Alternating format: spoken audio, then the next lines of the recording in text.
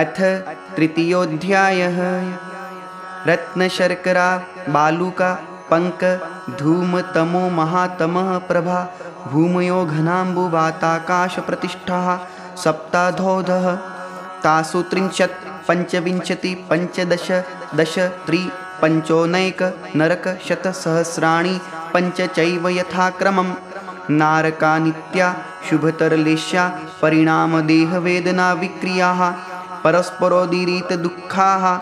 संक्लिष्टासुरोदीरितदुःखाश्च प्राक्चतुर्थ्याः तेष्वेक त्रि सप्तदश सप्तदश द्वाविंशति त्रयस्त्रिंशत् सागरोपमा सत्त्वानां परास्थितिः जम्बूद्वीप लवणोदादयः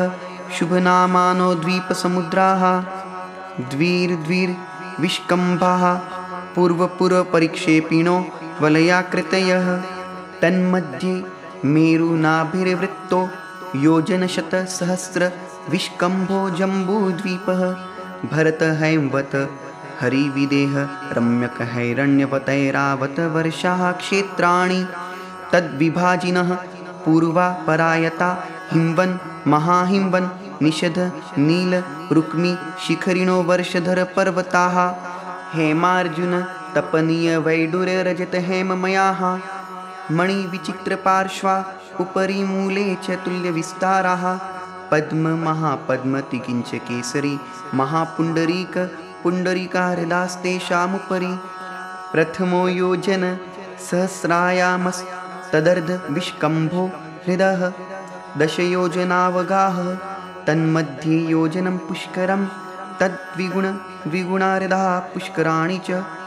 तन्निवासिन्यो दिव्यः श्री ह्री धृति कीर्ति बुद्धि लक्ष्म्यः पल्योपमस्थितयः ससामानिकपरिषत्काः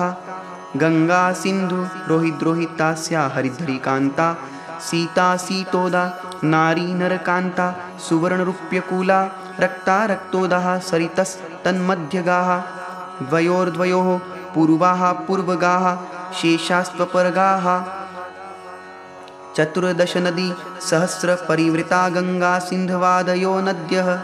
भरतः षड्विंशति पञ्चयोजन शतविस्तार षट् चैकोनविंशति भागायोजनस्य तद्विगुणद्विगुणविस्तारा वर्षधर वर्षा विदेहान्ताः उत्तरा दक्षिणतुल्याः भरतैरावतयोर्वृद्धिरासौ षट् समयाभ्यामुत्सर्पिण्यव सर्पिणीभ्याम् ताभ्यामपरा भूमयोऽवस्थिताः एक द्वि त्रि पल्योपमस्थितयो हैमवतक हारिवर्षक दैवकुर्वकाः तथोत्तराः विदेहेषु संख्येयकालाः भरतस्य विष्कम्भो जम्बूद्वीपस्य 90% द्विर्धातकी खण्डे पुष्करार्धे च प्राङ्मानुषोत्तरान् मनुष्याः आर्याम्लेच्छाश्च भरतैरावत विदेहाः कर्मभूमयोऽन्यत्र देवकुरुत्तरकुरुभ्यः नृस्थितिपरावरे त्रिपल्योपमान्तर्मुहूर्ते तिर्यग्योनिजानां च इति तत्त्वार्थसूत्रे